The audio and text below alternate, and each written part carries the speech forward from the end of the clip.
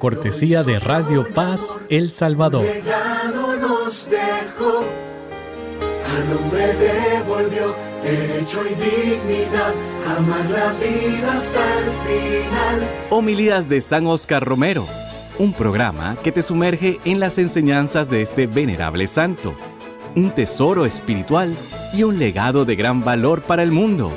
¿Comprenden ustedes, queridos hermanos, el gesto de aquellos santos que no celebran el día de su cumpleaños, porque entonces nacimos hijos de la carne nada más, sino que celebran el día del bautismo y van el día de su bautismo como a celebrar el nacimiento en una nueva cuna, a besar la pila bautismal donde nacimos bajo el signo del agua y del Espíritu, a esta realidad que Cristo nos descubre en su bautismo.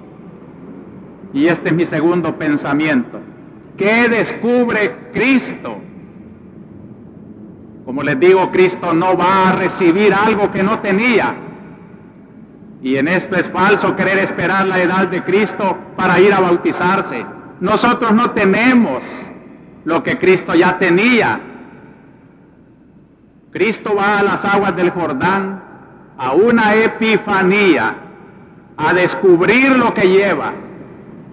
Y por eso escuchamos el precioso Evangelio de San Marcos, que toda su obsesión es como presentarnos la persona de Cristo, aunque no hable. Cristo es el mensaje eterno del Padre, y en el Jordán no habla, y al Espíritu bajar hacia él como una paloma, se oyó una voz del cielo: tú eres mi Hijo amado, mi preferido. Esta es la epifanía del bautismo de Cristo. Tú no te haces hoy hijo de Dios, tú ya eres hijo de Dios, y tu bautismo manifiesta lo que eres. También en la primera lectura, y para comprender esa frase de Dios en el Jordán, nos tendríamos que remontar a una larga historia de la que no tendríamos tiempo aquí de contar ahora. Pero Isaías en su lectura de hoy nos da una síntesis en un personaje histórico, Ciro, rey de Persia. Está ya presionando la libertad del cautiverio de los judíos en Babilonia. Babilonia va a caer bajo la presión de Ciro, y los pobres desterrados de Babilonia miran a Ciro como un rey que trae un poder salvador. Cuando Babilonia caiga bajo el poder de Ciro, nos dará libertad, retornaremos a Jerusalén, se levantará esta opresión. Y por eso la Biblia llama a Ciro casi un Mesías. Esa figura se transforma en una figura poética que Isaías llama el siervo de Yahvé, el siervo de Dios.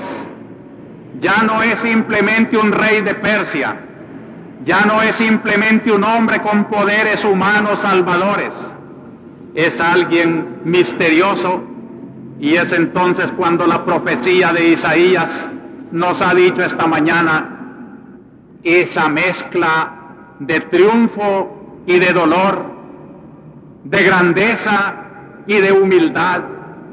Ese siervo de Yahvé que va a vencer y sojuzgar a todas las naciones del mundo, no es un hombre que grita por las calles, iracundo, impasible, violento. Es manso y humilde. Fíjense en estas figuras. No acaba de quebrar la caña que ya está quebrada.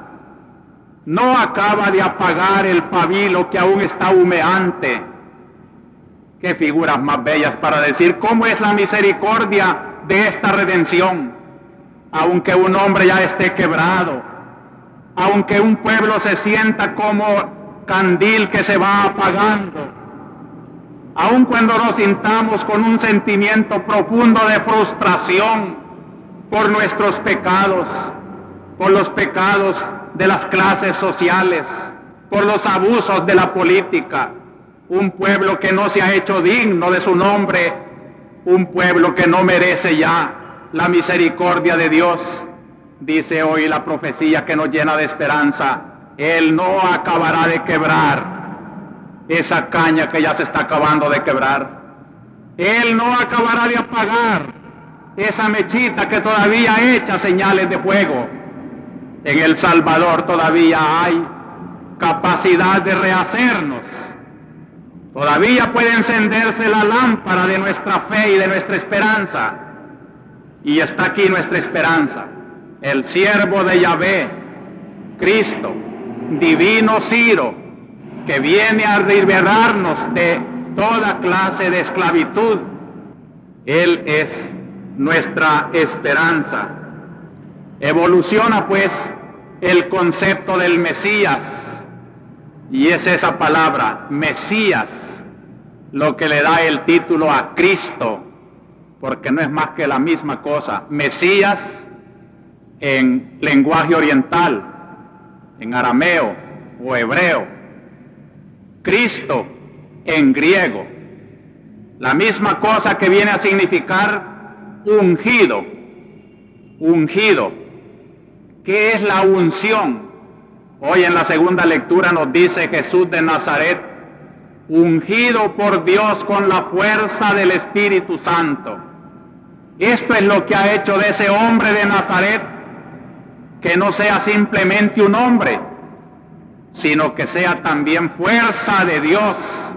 Jesús de Nazaret, como hijo de aquel taller de carpintería, no era más que un hombre como cualquiera de nosotros. ¿Cuántas veces me impresiona a mí esta realidad de que si Cristo viviera hoy en 1979, tuviera hoy 30 o 33 años, estuviera allí confundido con ustedes los hombres, con un hombre de 33 años, nadie lo distinguiría. Tal vez venido de un cantón, allá vive con su mamá, es la Virgen, que nadie la conocería, tal vez estaría aquí entre nosotros también. De modo que en cuanto hombre, como todos nosotros, dice la Sagrada Escritura, menos el pecado, porque lleva por dentro una realidad antípoda, es decir, antagonista, reñida absolutamente con el pecado. Es lo que estoy llamando yo hoy la realidad mesiánica. Es el Mesías, es el Cristo. Llegó a ser tan común esta palabra, el ungido, el Cristo, el Mesías, que ya es corriente para nosotros no llamarlo simplemente Jesús, sino que le agregamos Cristo. Jesucristo es la expresión completa del nombre que Dios le señaló: le pondrás por nombre Jesús. Y este otro nombre que se le venía dando la esperanza de los pueblos, el ungido, el Mesías, el Cristo. Eran Cristos pues para el pueblo todos esos hombres ungidos por la fuerza de Dios para desarrollar en el mundo una misión. Y así era como el Viejo Testamento nos presenta como ungidos a los reyes, a los sacerdotes, a los profetas, a los patriarcas. Gestos simpáticos como aquel del sacerdote Samuel, que inspirado por Dios se va a una familia de Belén y Dios le va a señalar a quién debe ungir, y lleva el depósito de aceite para que cuando Dios le diga ese es el futuro rey, Samuel lo va a ungir, le va a echar aceite, y aparece el jovencito David, y a David lo unge Samuel como sacerdote, y desde aquel momento sus hermanos, que todos eran mayores que él, lo respetan como ungido, y la historia le da razón. El más grande rey de Judea, David, que va a dar también nombre al Mesías, hijo de David, porque en ese rey se caracteriza el rey salvador, el rey grande que da unidad al pueblo, el rey que eleva al pueblo a cantarle alabanzas a Dios. De ese rey Mesías desciende el Mesías Rey, que es Cristo, cuyo reino no tendrá fin. Qué hermoso cuando los leprosos y los paralíticos le gritan a su paso: Jesús, hijo de David. Era decirle: Mesías, ten compasión de nosotros. Qué hermoso cuando la samaritana, sedienta ya de esa agua misteriosa, a la pregunta de Cristo si conoce al Mesías, ella le dice: sé que ha de venir. Era la esperanza: ha de venir. Yo soy, le dice Cristo. Qué epifanías más bellas cuando Cristo se presentaba así: yo soy. Yo tengo ya esos poderes anunciados por los profetas y por los reyes y por todas las figuras del Viejo Testamento. Los ungidos no eran más que figuras del Cristo, del ungido por antonomasia, del Cristo que lleva en sí la plenitud de las riquezas y de las fuerzas que Dios quiere traer al mundo para enriquecer a los hombres, para salvarlos del pecado. Por eso Cristo tiene mucho cuidado en precisar en su predicación cómo es su mesianismo, porque había muchas equivocaciones, y este momento en que Cristo hace su epifanía en medio del pueblo es muy parecido, queridos hermanos, a este momento 1979 en El Salvador. Y así como entonces había movimientos populares que buscaban en ese Mesías una salvación temporalista, política, y creían que ese Cristo anunciado era el que iba a sacudir el yugo del poder romano, había también quienes tenían el concepto verdadero del Mesías, y Cristo cultivaba este concepto verdadero. Y por eso dice, cuando lo querían hacer rey con estos ideales de mesianismo político, él se huía a la montaña, porque no era esa la salvación que él traía. La Iglesia también tiene mucho cuidado de señalar a los movimientos salvadores de hoy, lo mismo que a los afanosos de calumniar a su Iglesia, de decirle que ella está pretendiendo el poder, que está azuzando movimientos guerrilleros. Mentira.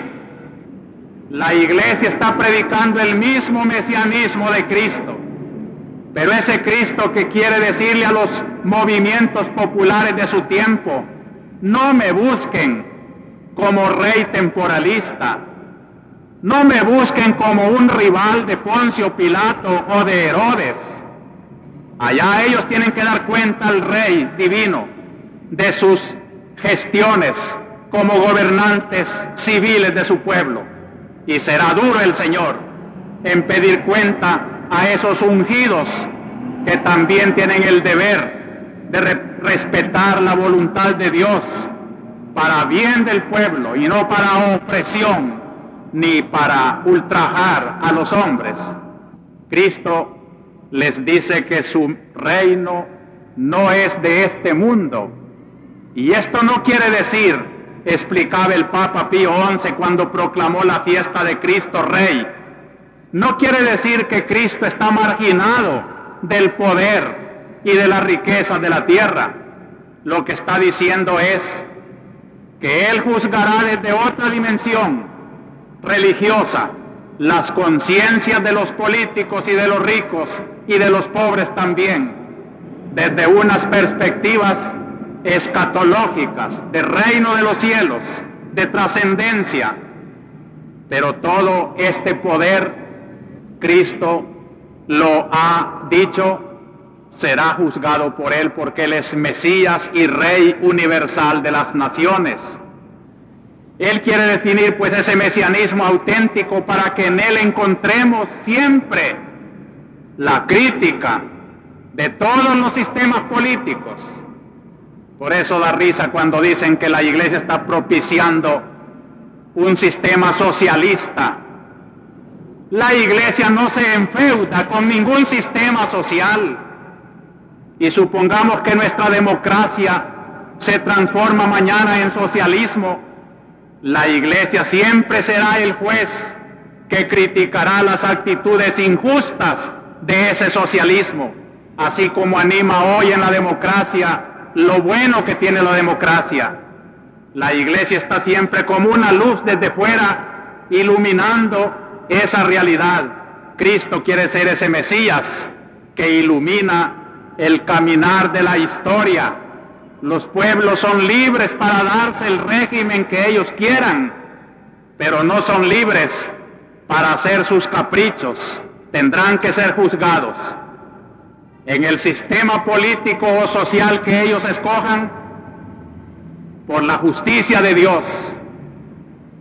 Y Dios es el juez de todos los sistemas sociales. Y el Evangelio, como la Iglesia, no puede ser acaparado por ningún movimiento social ni político, ninguna organización social o política puede llamarse que esta es la Iglesia y por aquí hay que ir. El cristiano es libre para sus opciones concretas y, por favor, ninguna organización política, oficial o popular se arrogue el abuso de querer llevar una comunidad de base, un grupo cristiano, solamente por su opción política. En su trabajo de evangelización, en su reflexión de grupo cristiano, respétese la libertad de cada cristiano. Si alguien quiere pertenecer a otro grupo, respétesele su opción. Si no quiere pertenecer a ninguna, respétesele su opción. Que crezca en su fe, que se prepare para dar cuenta a Dios de cómo trabajó en el mundo por convertir un mundo en un mundo mejor. Esto sí nos pedirá cuenta el Señor. Por eso decíamos en nuestra carta pastoral que un cristiano puesto en una organización política popular tiene que hacer prevalecer ante todos los criterios de su fe. Y si en un momento dado hay conflicto entre su fe cristiana y la organización, que se decida, o solo político con la organización, o siempre cristiano, con o sin la organización. Por eso, finalmente, queridos hermanos, este Cristo que nos presenta una realidad mesiánica, que la podíamos concretar en esas tres categorías que dije antes de los ungidos: profetas, sacerdote, rey. Eso es Cristo. Esa es la realidad mesiánica de Cristo. Verdadero sacerdote, el único sacerdote. Todos nosotros, obispos y sacerdotes, no somos más que pequeñas epifanías, manifestaciones del único sacerdote que consagra el mundo a Dios, Cristo, eterno sacerdote. Él es profeta. Profeta quiere decir el que habla en nombre de otro. Mi doctrina no es mía, sino de aquel que me ha enviado. Y nosotros, predicando en nuestros púlpitos, con nuestra limitación, con nuestras deficiencias, no somos más que pequeños ecos del gran profeta que es Cristo nuestro Señor. Nuestro cuidado está en ser fiel eco a esa voz de Cristo, el único que debe hablar al pueblo y a la conciencia. Y finalmente Cristo es Rey. Cuando Poncio Pilato le pregunta, fíjense, el poder civil más grande del mundo, el Imperio Romano, representado en Poncio Pilato, ¿tú eres rey? No tiene miedo. Sí, yo soy rey. Para eso he nacido. Pero mi reino es el reino de la verdad, no de la mentira, no de la intriga, no de la opresión, no del ultraje, no del odio, no de la calumnia. Mi reino es la verdad. Por eso todo aquel que ama la verdad es mi reino. Y Cristo, Rey, profeta y sacerdote, inventa un medio para darnos a nosotros esa triple dignidad. Y es mi tercer pensamiento, el bautismo de los cristianos. Este programa fue por cortesía de Radio Paz El Salvador. Un legado nos dejó.